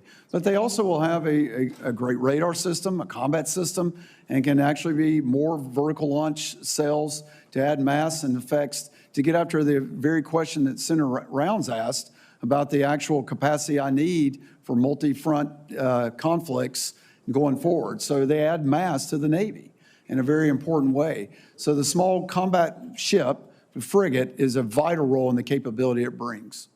Well, wonderful. Admiral, the Virginia-class and Columbia-class submarines will be the cornerstone, as you well know, of our nation's deterrent efforts in the Indo-Pacific. In recognition of their importance, since 2018, Congress has appropriated $9 billion to bolster the submarine industrial base. As we'd also discussed in our office, and I appreciate that conversation, the Navy continues to invest these funds.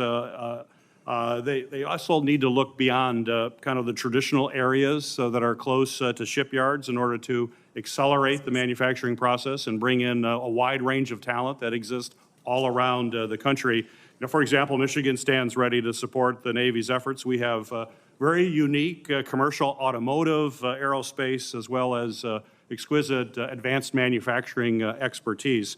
So my question for you is, if confirmed, how are you going to harness the nationwide talent in places like Michigan and other places around the country that have this specialized talent that haven't been tapped in the past and yet can do incredible work as we build these new submarines? Well, Senator, your question is it's so on point. My experience with shipyards is the recruiting radius and who we bring into these yards is generally close to the yard itself. And unlike other sectors like my daughters are in, who recruit nationally for like a company would do, we tend to have a very localized approach. And so I think we need to open up the spigot a bit to a campaign plan that buildsubmarines.com, I think a lot of you have probably seen that, is where that's heading, is to get more folks educated and understanding that they can be part of serving their country at our major yards. So that's got to continue, and I think there's more that can be done there. There's more outsourcing opportunity that we need to do even for our Virginia class. The modular approach of how those ships are built with the floating decks and how they can be just better outsourced to different vendors like we're doing in Austin Shipbuilding is one example of that.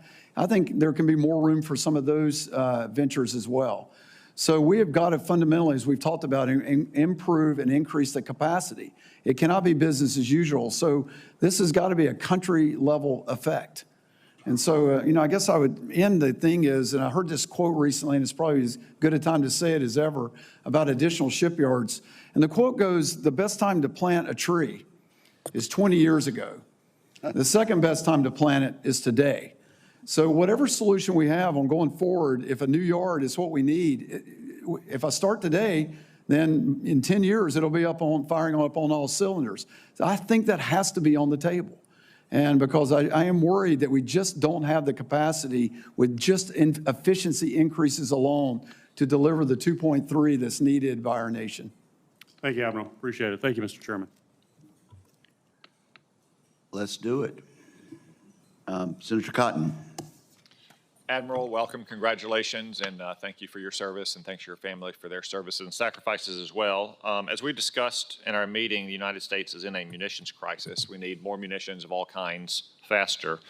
Do you believe the Navy needs to increase the number of missiles and other kinds of munitions it buys in order to effectively deter and, if necessary, hopefully not, fight and win a war in the Pacific? Yes, Senator. Wars are won with munitions. I certainly agree. To do that, would you say that we need to take an all-of-the-above approach of leveraging our organic industrial base as well as private industry to produce the munitions our warfighters need? Yes, sir. Good. I'm glad to hear it. What steps will you take, if confirmed, to CNO to ensure the Navy does, in fact, get those munitions that it needs? Well, Senator, I think this is, first, thank you for our time together and some of the conversations we had on this topic. This is no question an all-hands approach. It's really easy, I think, to finger point in this world of constraint and oversubscription and underperformance. So I'd like to break down that and really get to the brass tacks and really get a clear mapping of each of the munition lines in my head and with my team to understand where the critical stoppage points are on the flow of these munitions, where the waste steps are, where the sole source vendors are that are behind, and actually approach this from just a common sense way of thinking about unleashing the log jam of places where we're turning these munitions at pace and meet our contractual deliveries on time. It will not do any good with the money that you would like to budget for me if I can't translate into the actual delivery. So I need to work with the partners, make sure the Navy's clean on the way we do qualification and validation and certification steps, and I'm doing my role along with the industrial base to deliver these critical munitions, sir. Thank you. We've heard a lot of talk this morning about shipbuilding. You've spoken extensively already about the need to increase the readiness of our naval fleet. Of course, readiness depends on having ships that are prepared to be at sea, and shipbuilding is only as good as our maintenance plan is for those ships once they're at sea. What can we do to address the maintenance backlog that the Navy faces today and get those ships out of dry dock and back into sea faster? Well, Senator, that's a massive venture that I want to spend, if confirmed, my heart and soul in to get turned around. But there are some things I can give you that all shipyards need to adhere to, and that's giving the shipyard a clear demand signal for when the unit is coming in for the maintenance period. So that's a maintenance plan. And that planning needs to be stood off with sufficient time that the yard knows it's coming, has the funding and the workforce ready with a clear signal and a stable workforce. Long lead time material. We want the actual parts in the hand of the worker when it's ready to be assembled. And so the technical work documentation is part of that as well. And so the planning time horizon, the location of where the actual maintenance is going to take place, the readiness to start day one, solid project management, and workforce development and skills are all part of all solutions into your questions. Okay, thank you. Final question. I think China poses the most severe long-term threat to our nation, and that is a primarily maritime domain, not exclusively, but primarily. At the same time, the Navy has to be ready and postured to face threats around the world. The Navy was part of the outstanding Operation Midnight Hammer that devastated Iran's nuclear programs, also led the way in the fight against the Houthi rebels in Yemen earlier this year. What do you see as the biggest challenges the Navy faces to being prepared, not just to deter the China threat, but also to ensure American leadership around the world on the seas? Well, Senator, I think overall the biggest challenge is a capacity problem. And so that makes us have to think. So when you don't have enough stuff, you really got to put your brain to your schemes of maneuver, your ability to counter targeting, counter ISR, to actually have synchronization. There's an old saying that precision beats power and timing beats speed every time. So we have to bring those types of thinking in. But at the end of the day, mass will matter. It will. And so that's why I need the munitions, I need the ships, and I need to posture them correctly with great intelligence sources to know when and where to do that best. And I do want to thank you for calling out the Navy's role in the Midnight Hammer. I know our Air Force partners get a lot of the credit, but there were a lot of TLAMs that were shot by the submarine force in that as well. So I appreciate that, sir. Yep, they all did a great job. Thank you. Senator Warren.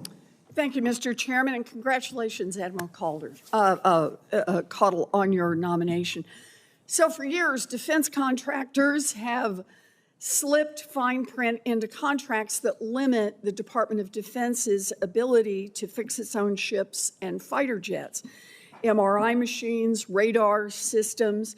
Last month, Secretary Phelan told this committee that he saw firsthand that sailors on the Gerald R. Ford carrier couldn't fix ovens or elevators themselves because they had to wait for contractors to come and do it.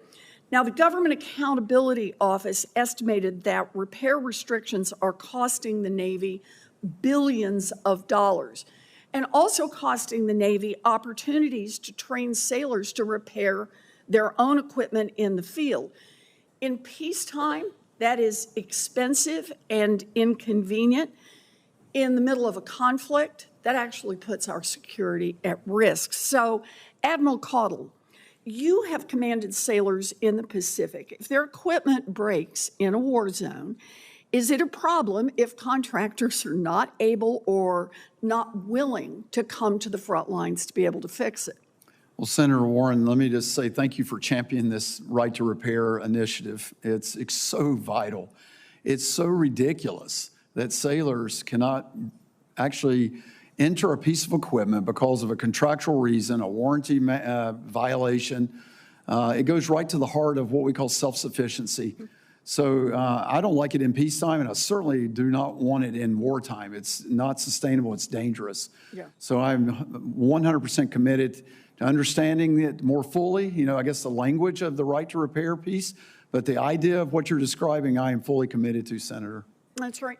And I really do want to hit the point as well that if sailors aren't getting a chance to repair this equipment in peacetime, you can't just say, okay, if war comes, you go ahead and repair it now, because they don't get the opportunities to learn it and kind of know how all the pieces work. Is that a fair statement?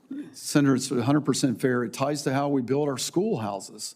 So the curriculum will change when I have the right to repair equipment that I'm not currently repairing. Yeah. So it has these kind of second and third order effects as well. Well, I really appreciate your enthusiasm for making a change in this area. The Army has said that it will require contractors to provide the technical data and diagnostic tools necessary for the Army to be able to maintain weapon systems itself. Makes us more resilient, enhances competition, grows the industrial base, helps with the training of our people. I worked with Senator Sheehy and the members of this committee to secure a provision in the NDAA that you just referred to that will provide a right to repair for all of the services, and the House bill now includes similar language. Why are we still talking about this? Well, because the lobbyists for the defense industry are now pushing back. They like being able to get restrictions on your ability to repair because it means that they can not only charge you the initial price to sell you the piece of equipment, but they also can charge pretty much whatever they want, if they have a monopoly on this, to charge you for all of the repairs and maintenance down the line. So, Admiral Caudle, as a commander, what difference will it make to the warfighter for the Navy to have broad authority to secure the rights necessary to keep our fighter jets flying and our ships sailing wherever we need to keep Americans safe? Well, Senator, it's vital. There should be nothing on board a ship that a sailor cannot repair. It's just said that simply. And that's how we make sure that we're ready to fight. Things break all the time on our ships. And to keep them going, sustained. And that's why this is just not just a wartime. We need these equipments. I mean, it's dangerous where we operate now, even in peace. They're not there just sailing around. We're actually acting as a deterrent. We're a vital part of that, at the ready. And so when a piece of equipment's down and our readiness is not 100%, and it's because I can't repair it, then that's unacceptable in my mind. Yeah, well, I very much appreciate that. Thank you, and appreciate your statements here and look forward to working with you on this. I also want to say I appreciate the qualifications you bring to this role, but we have to acknowledge the circumstances surrounding your nomination. Admiral Franchetti, the first woman to serve as Chief of Naval Operations, was removed by the President without any explanation. That's not on you. But we need the best and the brightest in this country to serve in the military, and we aren't going to be able to compete with China or anyone else if women know that their talents and hard work are going to be tossed aside. Everyone in this room needs to take a hard look at what's happening at the Pentagon right now. Firing good people who do their jobs does not make us safer. Thank you, Mr. Chairman. Thank you, Senator. Senator Sullivan. Thank you, Mr. Chairman. Admiral, good to see you again, sir, and thanks for your visit in my office last week. I really enjoyed our discussion, and I appreciate your service, your family's service, all the Navy team that you're part of, so thank you to everybody here. I want to follow up on the Senator Reid discussion on 31 amphibs and the 3.0 MU. I think it's an area where there's a little bit of a disconnect in this year's NDAA. We have conference report that tasks the Department of Defense, Vice Chairman of the Joint Chiefs, to work with you and the Marines on defining that requirement in the amphibs that we talked about. You know, the law is 31 amphibs. I was very involved in writing that. The language about temporarily unavailable, I think the acting CNO in his testimony here a couple weeks ago stretched that definition really, really far. We're tightening that definition up in the NDAA this year to make sure you can't have a temporarily unavailable ship that's been in dry dock for 14 years to qualify as one of the 31 amphibs. So you and I had a good discussion on that. Could you give me a little bit more of your thinking? I know you just talked about it with Senator Reid, but the combatant command demand signal on the MUs is very high. We want the Marines to be out there deployed, forward deployed, as a really important force projection capability of the United States. Can't do it without the amphibs, but we need time to get to a higher number. You and I talked about that. What are your thoughts on that, Admiral? Well, Senator Sullivan, thank you for a couple of sessions we've got to have together. Sir, I've enjoyed our time. The 31, I just want to state for the record here that that's the law, and I will comply with that, no question. And I am also committed to delivering the most combat power with my good friend Eric Smith that 31 will deliver. And we have had challenges in our amphibious readiness. I've been part of the comprehensive review of that with Admiral McLean, who's our Surface Force Commander. There's a lot of things that are in that report that we need to do to get that amphibious fleet healthy, and I'm committed to that as well. Most of that deals with maintenance and part support, and there's a bit of expertise that I need to improve on as well. So to the 3.0 part about that, I consider that to be a commitment that I have with Eric Smith. I can't deliver that today with the readiness that I have. That's his requirement that he needs to build his force structure assumptions. And so I recognize that.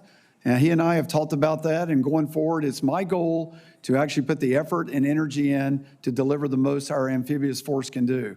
It's an important role, and I'm committed to it if confirmed, sir. Great, thank you on that. A couple weeks ago, the SecDef was testifying here. He had received an inspired question by our chairman about the Department of Defense meeting congressional intent when it comes to spending, particularly on the $150 billion in budget reconciliation, where this committee very much focused on a lot of things relating to the Navy, a massive $29 billion expenditure for shipbuilding and the maritime industrial base. We also provided the Navy billions in other expenditures, munitions we've talked about, support infrastructure upgrades, including in places like the Arctic and North Pacific. By the way, I showed you that chart in my office, Russian and Chinese incursions in the North Pacific and the Arctic. We got to update that chart. Last night, the Russians were again in the Alaska ADIZ. Our military did a great job of intercepting them. But will you commit, like the Secretary of Defense did, to fully understand the congressional intent behind these budget reconciliation expenditures for the Navy and following our congressional intent on the spending of the very significant funds that we just passed in the Congress? Senator, I not only commit to it, but if confirmed, I will advocate that it's spent in that way. Right, thank you. Finally, back to shipbuilding. Again, want to compliment the chairman here on his leadership. CRS put out a report, Congressional Research Service, called the Navy's in the biggest shipbuilding crisis, building, maintaining, and manning ships in almost a half a century. That will be a huge priority of yours, I know. The fleet this year with regard to China is surpassing 400 ships. That's 120 ships bigger than our fleet. I recently saw the 1984 through 1988 Reagan 600 ship buildup. I'd like to submit this for the record, Mr. Chairman. Without objection. It's remarkable what our country did with a much smaller workforce, a much smaller economy, to get to essentially 600 ship Navy. It's amazing. 124 new construction ships, new ships completed from 1984 to 88. Can you just give us again, I know we focus on a lot today, it's so important, what you think the shipyard of the future looks like? One of the provisions in the NDAA that I got in this year talked about the Navy looking at a West Coast shipyard and the need for that. I know a lot of leadership in the Navy thinks we need that. Quick answer on that, the shipyard of the future and what that might look like to catch up and get out of this crisis, catch up with the Chinese, but get out of this crisis that we're in right now. We may want to give a brief answer and supplement that on the record. Okay. Well, I can tell you it's going to take a world-class workforce, one that's not attriting in double digits. It's going to take more robotic autonomous systems to get their production and quality done on time. It's going to take more competition, so less single-source vendors. And it's going to just take an all-hands-on-deck approach to the project management, the actual workforce management that you referenced back in the 80s was able to do it. So why can't I do it today? That turns into people. That's a people problem. And I need to get my hands around that so we're actually delivering these on time, sir. Thank you, Admiral. Thank you, Mr. Chairman. Thank you very much, Senator Kelly. Thank you, Mr. Chairman. Admiral, congratulations on your nomination for this very important role. As you know, the Navy, I spent 25 years in the Navy, very important to me. We've got a great Navy. There's always opportunities to improve it. I want to follow up on Senator Sullivan's questions about shipyards, but also from the angle of our merchant fleet and our ability to move combat power across the ocean, especially the Pacific Ocean. The Chinese can build about 1,200, I think between 2020 and 2022, about 1,200 commercial ships. In that time period, we built 6. So 1,200 versus 6. And the reason I, bring this up is obviously we have a military sea lift command that can move weapons and people, and we have pre-positioned ships in Diego Garcia and other places around the world. But, that helps a lot at the beginning of a conflict. And, we're better than any other country in contested logistics in general. But when you get further into a conflict with some attrition, we could find ourselves in a very challenging spot, and I'm very, very concerned about this. I've introduced, along with Senator Young and some colleagues in the House, a bipartisan bicameral bill called the Ships for America Act to rebuild our commercial shipbuilding and our entire maritime industry, including the workforce, which is also a challenge. Right now, just to man merchant ships that we have, the 80 ocean-going merchant vessels in international trade, we are sometimes at a loss for finding crews. So, Admiral, if confirmed, what steps will you take to ensure that our industrial shipbuilding base is ready for competition and crisis and conflict? Well, Senator, thanks for that. I think and for championing this, quite frankly, it's an important issue. Our combat logistics force, our oilers and TAKEs and pretty much all of our ships with a T at the beginning, we're not in a good place. And predominantly that comes from a couple of challenges that we face. Challenges with having the right number of masters, first mates, chief engineers, and some of the able-bodied seamen as well. So we have a crewing problem that we're addressing. And so we're after that. A campaign plan, working with legislative propositions on making sure compensation is adequate, leave accrual, rotation in a timely manner, so we're not holding those mariners on station without knowing where the relief is coming from. We're working all that. We do have some delivery of our new class problems. We get the ships late, and when we do, sometimes they require additional work before we can put them in the field. So that's something we need to work on as well. I think all the Shipbuilding Act and all the emphasis that the administration, Department of Defense is putting on that will be a tide that raises all boats, if you will. It's going to help me with my civilian mariner problem. The MARAD problem of accountability after a degree, and me getting my fair share of those mariners is something I'm also working on. And so it's a lot to your question, but if I'm confirmed, sir, you have my commitment, I will work and focus on it. Yeah, I'm a graduate of the U.S. Merchant Marine Academy, 1986, left there with a third assistant, and a third mate's license, third assistant engineer. And we graduate, and the Merchant Marine Academy puts out more mariners that actually go to sea than I think the state schools combined. And all these schools do a fine job educating mariners that we need for our national security. I was meeting with Sean Duffy, Secretary of Transportation, about this and some other things about a week ago, and one of the things he stressed was the infrastructure problem at the U.S. Merchant Marine Academy. And he's committed to work with me, and we're reviewing our legislation again to make sure that we have the necessary resources and to try to get the administration to get behind this. Because if we properly fund the U.S. Merchant Marine Academy and the state schools and provide the training vessels we need to educate this workforce, that will better position the United States Navy to have the mariners it needs to, man those oilers and supply ships and others. So thank you, Admiral, for your continued service to this nation. Thank you, Senator. Appreciate it. Let me give a hearty bipartisan endorsement to Senator Kelly's remarks about the Merchant Marine Academy. Senator Tuberville. Thank you, Mr. Chairman. Admiral, congratulations. Thank you. You've earned this. We're looking forward to working with you.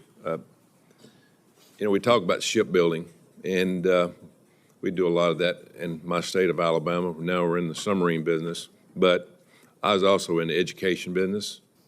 We're 500,000 electricians short in this country, and mine in your lifetime, we can't catch up. We're going to have to use our allies to help build some things. What's your thoughts about that? And, for instance, Korea, they build 5 to R1 keels. Are your thoughts on helping and working with our allies to help build ships in the future? Well, Senator, thanks for meeting with me. I enjoyed our time in your office. I want to work with the Secretary of the Navy and the Department of Defense on looking at this hard. Again, I've said this is an all hands on deck. I don't know how we do what we need to do without bringing international partners into the capacity problem that we have while we build up our capacity, because we need ships today. And so there are no magic beans to that. There's nothing that's going to just make that happen. So the solution space has got to open up. And I think part of that has to look at international partnerships to give us a little bit of a relief valve while we work on our own organic industrial capacity. Yeah, as you said, we need them yesterday. And again, this education problem is not going away. Our workforce problem is not going away. We got to use the best that we know how. And we got to build ships, and we got to build them fast. And but they've got to be good ships. And I think working with our allies is going to be one way for us to address this problem. What's your thoughts on unmanned vessels like sail drones that we make in our state of Alabama? Are you familiar with those? Senator, I am familiar with them. Those are type of technologies that are crucial. Sail drones are a part of the fabric of how we improve our maritime domain awareness. You've, I'm sure, heard of the instantiations we've had with our Task Force 59 in the Arabian Gulf using those type of technologies. We've had them in the Gulf of America with our Southern Border Watch, using them there with 4th Fleet and other places. So yes, that's a part of exactly what we need to network persistent capabilities where I don't want manned vessels spending time just collecting things that unmanned can do much more affordably and effectively. Yeah, those have been used well down in the Caribbean on a war on drugs, and we're proud of how they've worked, and we need to continue to expand that. I don't think there's any doubt about that. A lot of eyes out there that we don't have to man people and train people, but it's good that you go along with it. Thank you, Mr. Chairman. Thank you, Senator Tuberville. Senator Shaheen. Well, thank you. Congratulations, Admiral Caudle. Thank you to you and your family for your willingness to continue to serve this country. And thank you for taking time to meet with me when we had the opportunity to discuss, among other things, the Portsmouth Naval Shipyard. I very much appreciated your commitment to ensuring that the shipyard is able to hire the workers that they need. I know that Secretary Phelan has also committed to that. But as we talk to folks at the shipyard, there's still a challenge with being able to onboard the folks that they would like to hire. There's still not clarity coming from the Department of Defense, OPM, and other federal agencies about the fact that they are supposed to be exempted from the reduction in force, full stop. And so, again, I appreciated your commitment to work on this, but if you could just let me know what you think is the challenge and how we assure the public shipyards that they are exempt from that hiring freeze. Well, Senator, thanks for meeting me. And as I told you, I did bring my Portsmouth clan with me, and they're happy to sit here and part of the great city of Portsmouth, which we talked about quite a bit. I love that shipyard. It's an incredible national treasure. Any delay to onboard a worker who wants to serve their country and build our ships needs to be eliminated. So you have my full commitment, if confirmed, that I'll work with Secretary of the Navy and the administration, OMB, and my team to streamline the onboarding of workers who want to go build our ships and repair our submarines. So you have my commitment on that, ma'am. Well, thank you, and I appreciate that you have a Portsmouth contingent. That means you'll come up to our neck of the woods on a regular basis, and so if I can ever be helpful and meet you at the shipyard to talk about the good work they're doing there, please let me know. We also talked about the shipyard optimization, infrastructure optimization program, and some of the challenges that it's had. Obviously, the Portsmouth Naval Shipyard is as the first to have the SIOP program is doing great work, but there are competing priorities at the 4 public shipyards for those SIOP funds. So can you talk about how you think about those priorities and how you will evaluate those competing needs that each of our shipyards have?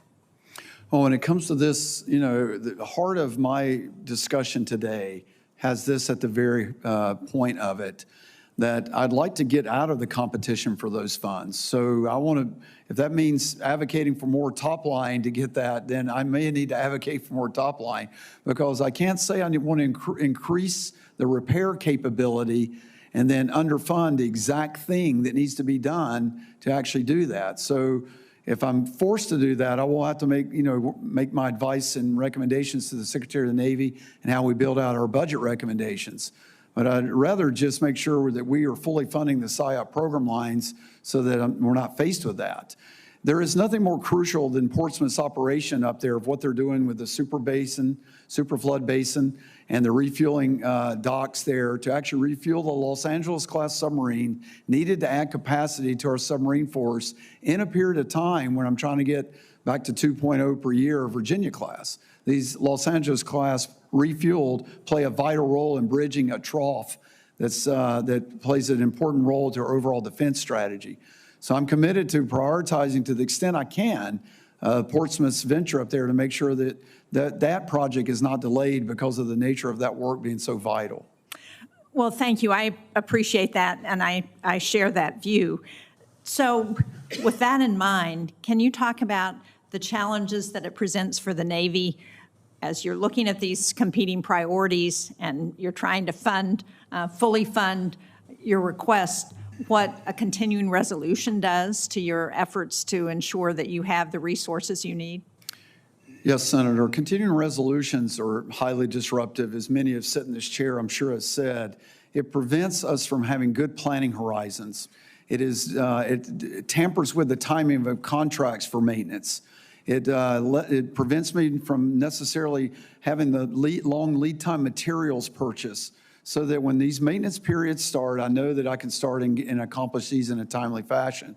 So continuing resolutions are highly discouraged because it really tampers with my ability to stabilize workforce, have good streams of supply parts, and do all the things necessary that we've talked about in our office call to make sure that we're delivering the submarines on time. Well, thank you. I hope this Congress can do a better job so that you're not faced with continuing resolutions. Thank you, Mr. Chairman. Thank you, Senator Shaheen. Senator Banks. Thank you, Mr. Chairman. Admiral, great to see you again. Congratulations on this most important nomination. I love the United States Navy. I'm a veteran of the United States Navy Reserves, and I can't imagine someone better at a time like this to lead the Navy than you, and we appreciate your service to our country. You attended the Crane Naval Surface Warfare Center breakfast on Capitol Hill a month or so ago. You're familiar with Crane. You've been there before. It's very important to the great state of Indiana. It's the 3rd largest Navy base in the world, and it happens to be landlocked in southern Indiana. Can you talk about it and its importance to the U.S. Navy and to our national security? Well, Senator, thanks for our meeting, and thanks for advocating for Crane. It is a jewel. It's such an inherent part of our combat systems, our strategic systems programs. As I spoke at the breakfast, and I was honored to do that, and I learned more about Crane in the preparation for that, of what it does for electronic warfare, for spy systems, for Admiral Wolf's strategic systems programs, and as part of his role for conventional prompt strike, and his role in developing other nuclear weapon capabilities. So I think as we talked a bit about, I'm not sure a lot of people know what happens there because it is in its position, but you have my full commitment to make sure that Crane gets the prominence it deserves because it is a world-class organization. It would be great to have you come back and visit after you're confirmed to see how far Crane has come since the last time that you were there, and I hope to host you when you come back in your new position. Can you talk about what Congress can do to further support the programs that are happening at Crane? Well, I think it's important that they tie directly to our modernization programs. So when, in our Navy budget, when we're trying to modernize our capabilities, those funding lines need to make sure they're whole, because we're that world-class work on making sure those extraordinary, exquisite systems that are part of our Aegis and spy radar combat systems, as example, our self-defense, active defense systems for our surface ships are all done there. They tie directly to our point defense, to our offense. And so when we modernize a ship and we want to put the best kit in the world, when I'm already constrained in capacity, we can have no chinks in the armor that work is done. And the professionals at Crane are part of that, Senator. I want to work with you on that to support the important work that's going on there. You've talked today a great deal already about shipbuilding and how we have to do better to build ships faster and to build them more cost efficiently. In the big, beautiful bill that we just passed, the reconciliation bill, it included $450 million for autonomy and AI in naval shipbuilding. How can commercial AI software help speed up shipbuilding and make our shipbuilding workforce more effective? Well, Senator, I think we're just on the tip of the iceberg of leveraging it. So when you think of the thousands of work documents that have to be processed to build a ship, and what large language models can do to do that much more effectively than humans can do, by just using the volumes of records we already have as the data source, that's one area. AI can go in and look for trends, can find bottlenecks, can actually examine large volumes of data much more effectively than humans can do, and so that we can attack things that are slowing us down. AI can actually drive robotic systems in the production so that the assembly lines and the areas for production welding and other things that are being done with autonomous systems are optimized. So there's just countless ways that this needs to be incorporated, and I think our yards need to embrace it more. That's going to take workforce development to get the right people there and to make sure that we can deliver that type of capability in those yards. What are the downsides to deploying AI to speed up the shipbuilding process? I see no downside. There's often a narrative that it takes the place of jobs. I don't agree with that. I think it shifts to jobs. We want workers to get trained in different areas to oversee the algorithms, help develop those. It still has to be managed and overseen, and the production part of that still requires high-quality jobs. So I don't see a reduction in it. I actually see an increased opportunity for more workforce. I completely agree and fully support your nomination. You're going to be a great CNO. I look forward to working with you. Thank you, Mr. Chairman. I yield back. Thank you, Senator Banks. Senator Rosen. Well, thank you, Chairman Wicker, for holding this hearing. And thank you, Admiral Caudle, for meeting with me this week. We had such a great conversation. And I thank you for your lifetime of service, for your family's lifetime of service, your willingness to continue to serve our country. And you brought up the great work of Task Force 59 just a few minutes ago, and I just have to mention that I was able to visit Task Force 59 when I was in Bahrain a few years ago along the Fifth Fleet. They are doing amazing things to map, protect our waterways, and I look forward to seeing all the developments they bring to us. But I'm going to move on to Fallon and what we talked about, Fallon Naval Air Station and its modernization. Because as we talked about in our meeting, Nevada is proud to host Naval Air Station Fallon. It's home to Top Gun and our nation's premier carrier air wing and SEAL training centers. And I was also corrected by a Marine earlier this week who said, don't forget to talk about the Marines that train there too. So the Nevada delegation worked closely with the Navy, federal agencies, tribal governments, local stakeholders for years to secure the Fallon Range Training Complex modernization in the FY23 NDAA. It expands our range by over 600,000 acres to meet critical national security training needs. And so now the Navy's moving forward with modernization. I again want to underscore the importance of fully meeting the legal requirements that grazing permit holders will no longer be able to use this land, that they receive their full and complete compensation for a lifetime of losses. And unfortunately, the initial payment offers to the ranchers on the B-16 range have fallen well below their expectations and estimated value. Appraisals must not only consider land value, but also FSA loans, groundwater access, and a lifetime worth of lost business itself. Permit holders' grazing losses should be treated as a complete loss, not a buyout. This means, for example, valuing heads of cattle at the full market rate over time. So, Admiral Caudle, if confirmed, will you commit to reviewing, reassessing the Navy's payment offers on the latest input that the team in Northern Nevada has received from many departments to ensure that the permittees are making whole and that we calculate this value over time? Well, Senator Rosen, thank you for our office call. And Fallon is another national treasure. I get out there at least once a year, if not more often. They do certify our air combat and strike fighters to the world-class fighters that they are. In fact, I've had several of the Air Warfare Development Center commanders have worked for me, so I have a little touch of an imprint out there. What I committed to you in the office, and I will again here, is a transparency in this process. I'm fully committed to that. I want to understand I'll call it the algorithm by which the compensation is being reviewed. I will work with my team, if confirmed, to make sure I work with your team and get out there and talk with people if necessary to make sure that we compensate this in accordance with the regulation, rules, and law to the best of my ability if I'm confirmed. Well, I'm hoping that you'll commit. We'll just schedule a meeting with maybe my team, some of the impacted stakeholders, and they can speak for themselves, bring you up to speed as we embark on this journey. Thank you. I commit to that. Perfect. Thank you. Fallon Housing, we talked about the remoteness of Naval Air Station Fallon. It's a major asset. It provides all the training range that space needed to ensure the fleet is deployable and operationally ready. It's been designated as a remote duty installation since 1989, and a lot of quality of life challenges as many folks have to live in Reno or Carson City, well over an hour away.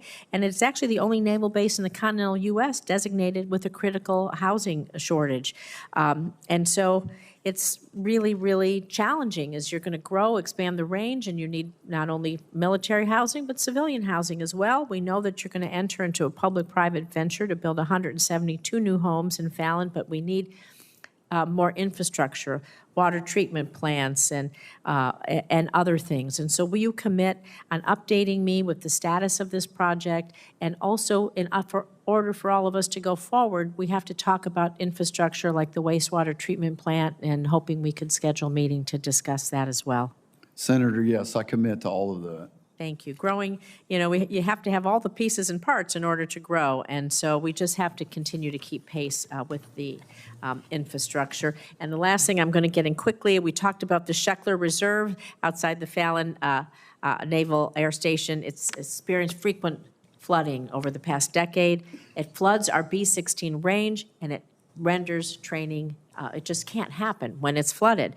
And so the Bureau of Reclamation owns the reservoir, but the flooding's on the Navy base. And so again, I think it's just a meeting of the minds to try to get this done, because when it floods, and we've seen flash floods in Texas and other places, Nevada's prone to that, we have to get this done so people can complete their training and their mission, and I hope you'll commit to meeting with me.